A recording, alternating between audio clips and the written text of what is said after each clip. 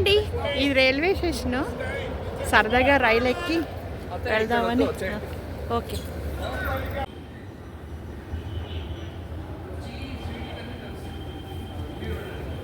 ఇది వరకు లేవు, ఇప్పుడు అందరూ దుక్కేసి వెళ్తున్నారని ఇవి పెట్టారు. ఇది వరకు అన్ని కిందవే ఉండేది బావా, ఇది వరకు అన్ని కింద ఉండేవి కదా. ఇది లేటెస్టా పైది, ఎందుకంటే దూకేసి వచ్చేసేవారు కదా అందరూ. బాగుంది ఇది వరకు పై.